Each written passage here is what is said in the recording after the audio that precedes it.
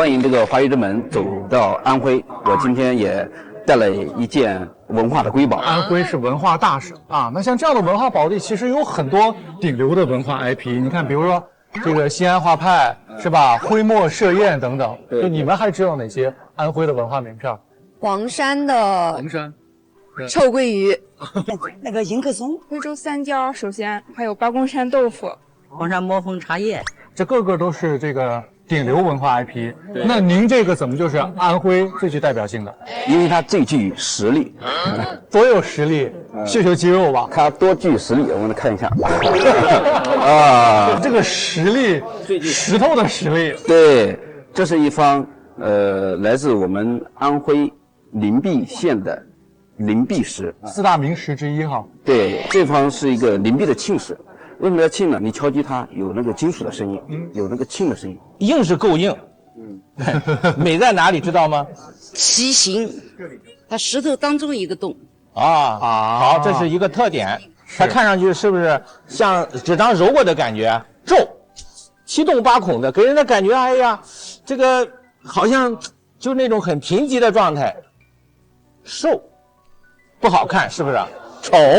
所以这5个点呢，是灵璧石的露透、瘦、皱、丑的5大特色。灵璧石之所以好，是因为中国历史传统有很多文化名人对他的审美所以加持。因为这些人呢，他读书多，他对大自然的天工造物的这种神奇幻化呢，他有自己的理解。比如说，我把这件石头放在了我的书房，清晨出太阳的时候，我还没有什么感觉，等到太阳照着我的窗户，光线透过这个石头映衬在我的书案之上的时候，我就会发现，它会幻化出另外一种的意境之美，就像画画一样，映衬出来的美和它的形状是不一样的。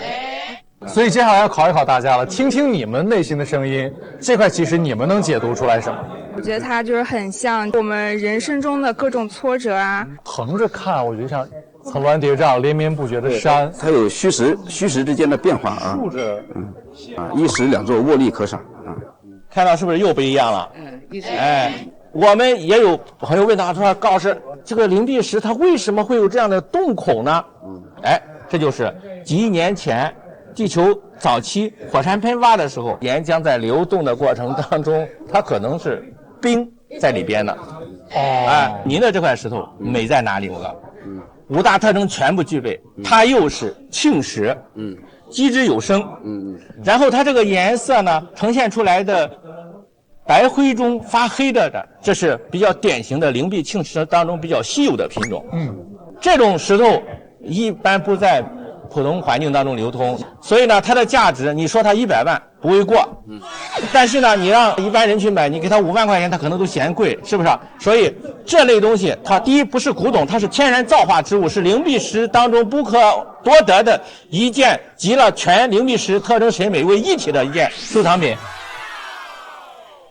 综合的文化价值至少100多万吧。谢谢。一方灵璧石藏进晚山魂，你的这块灵璧石的实力值得热烈的鼓掌。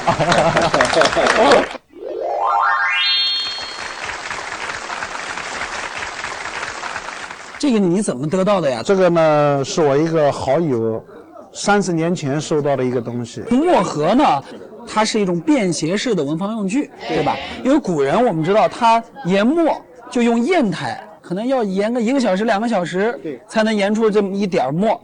那么你转身去干个别的事儿，然后回来可能就干了，所以就不够方便。那么到了清末民国时期呢，就发明了这种铜墨盒。对。然后它里面呢是有丝棉的，可以储存这个墨汁儿。然后呢盖上以后呢，随时可以使用。对。画片上是荷塘的景致，荷花有荷叶，最重要的呢是两边的这个款式。对。17年夏，随军北伐，进驻北平，捐此，以为北伐胜利纪念。这个左边的呢，巨难无兄惠存，小弟德炳敬赠。这个德炳啊，很可能是当时在民国时期的金融界的一个大咖，曾经当过国民政府的中央造币厂的厂长。这个巨难啊，有可能是当时军政界的人物。应该是参与过这个北伐战争的。您这件如果是老的，它的历史价值和文物价值是非常高的。但是是老的还是新的呢？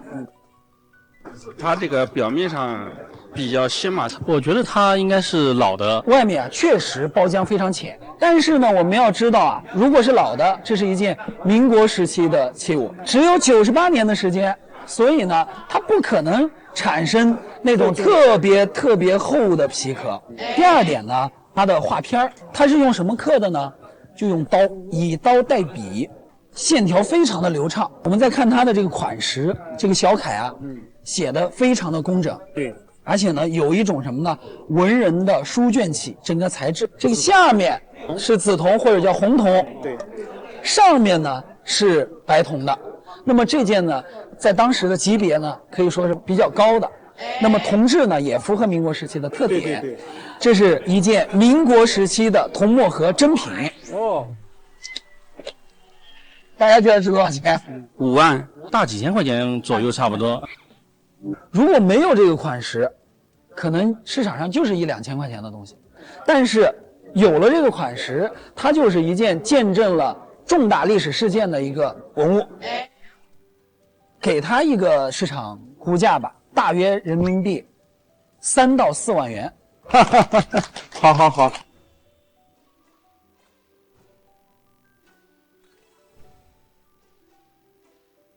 材质是金丝楠的小叶真楠，所以你看到它这个部位里边的这个细纹路上是有点发光的感觉。金丝楠它应该是那个它不会生虫的吧？没有虫蛀，哪有虫蛀啊？它是轻微的，好像类似于结了蛛网的那种状态，不是虫蛀。虫蛀是腐蚀到木头里边叫虫蛀啊。这金丝楠的，小叶真楠，还有香味的。对。下面的砚石板下面的这个题刻铭文呢，这是手篆雕刻的。你看它落款是乾隆的，对吧？它那时候是刀雕刻的，它的笔道啊，每一笔的下刀的，它都是均匀而纤细的。如果是老的铭文呢，它是刻出来的，但是呢，这只能说明铭文不对。另外一个面的刻工对不对？咱翻过来再看一下，好吧？